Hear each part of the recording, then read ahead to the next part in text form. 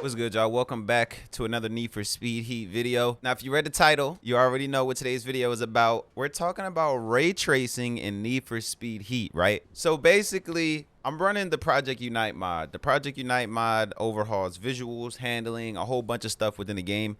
It just makes the game look 10 times better and makes it 10 times more enjoyable, right? I'll leave the link in the description to the Project Unite Discord, so you guys can go check that out. So at first, I was just running the Project Unite with nothing, right? But then I decided to throw my reshade preset over that, which my reshade preset consists of ray tracing. It has RTGI, which is global illumination, that you can get from a Patreon. It is a paid shader. So, but along with that, I do have a bunch of other stuff on my reshade, right? I took my reshade preset straight from CrayG and I dropped it onto Need for Speed Heat plus the Unite mod. So what we're doing first is we're gonna hop out into the daytime, right? So basically what we're gonna do is we're gonna take a look at the differences between when I turn off my reshade preset with the ray tracing and when I have it on. We're gonna look at the differences in daytime and in nighttime.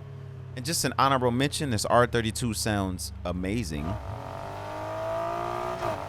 Woo! That sounds good. So I'm gonna change the view here.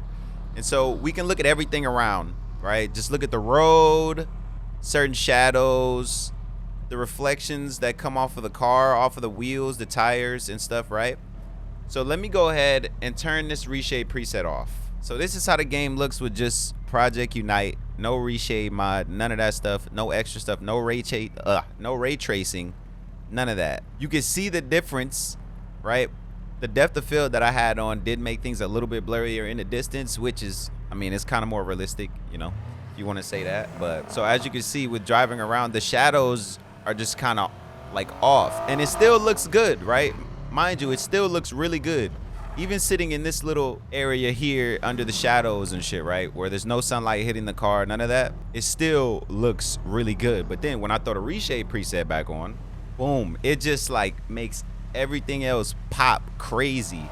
And I think it's mainly the ray tracing that has an effect on how it looks, and it will hit your frame rate a little bit, because, you know, reshade does hit your frame rate. You know, it also depends on, you know, how strong your computer is and all of that stuff, right? So, and this honestly is something that made me hop back on this game and want to play it more, because the visuals, like, y'all know how I am about the visuals and shit like that. Like, I like my games to look good, you know, when I'm playing them. I don't like lowering settings, I don't like none of that stuff. So this is actually something that's got me playing Need for Speed Heat again, along with Project Unite, because that combined with the reshade preset, just honestly, I feel like this shit looks better than Forza, like than Forza Horizon 5. Like, you know, I know some people are gonna disagree with that, but that's how I feel at the moment. So we're gonna switch over to nighttime real quick, and we're gonna take a look at it. Now, boom, this is nighttime, and we're still running the preset, right? We're still running our reshade preset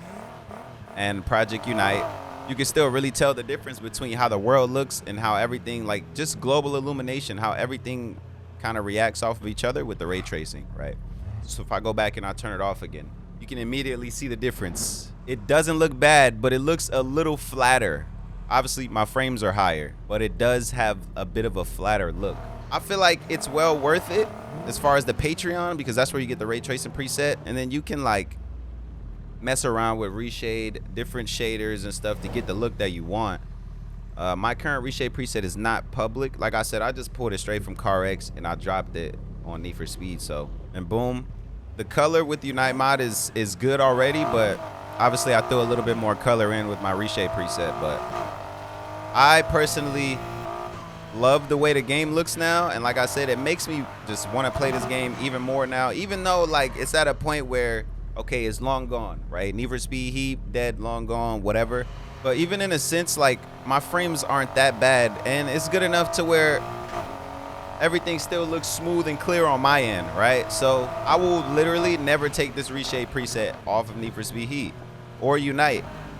I can't see myself playing this game vanilla anymore. It would just hurt my eyes. Not that the game looks bad, right? But it looks 20 times better with how I have it set up. And I feel like that extra little bit of color added some more pop too.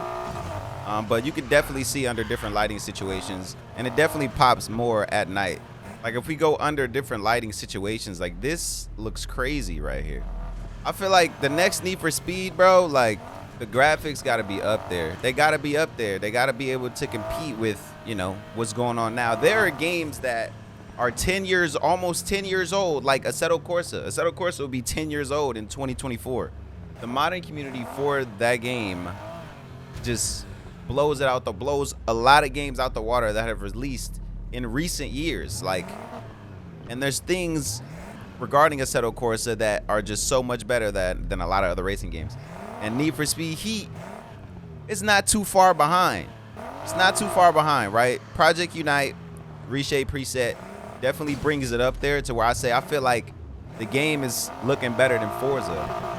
Because I like Forza, the game looks good, but I get memory leak. The anti-aliasing is just off for Forza, so I don't know, you know, what's going on with that. But look, as you can see, if I fly down this street right here, just all the colors and the reflections, it just all looks crazy. Like, I'm gonna try to do a race here, and we're just gonna see how it looks.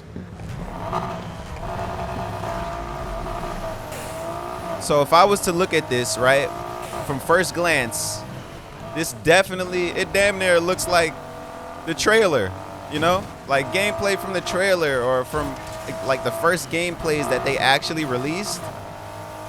It looked like this is how the game was supposed to look in actuality, you know? With the ray tracing, the reshade, and Project Unite, it all kind of just made the game feel a lot fuller, you know? Because without this, like I said, don't get me wrong, without this stuff, the game still looks good. Like, it's still, okay. The game still looks good, but it just needed something else to bring it out, which we got the perfect remedy here. So I'm not sure if I'm gonna publicly release my reshade preset, but we'll just have to see, you know. But yeah, I'm definitely 100% willing to sacrifice a little bit of frame rate for like 30 times better visuals, you know? I feel like that matters more to my experience in playing the game. I mean, and I understand some people just can't do it, right? Like a lot of people just don't have the PC or don't have the, you know, the strong enough to compute. A lot of people just don't have a computer strong enough to handle this, but oh my God, I missed a checkpoint. Come on. And the cops is here. Now, one thing, right? So if I go into photo mode, it's hard for me to tell, right, if the ray tracing is still active within photo mode.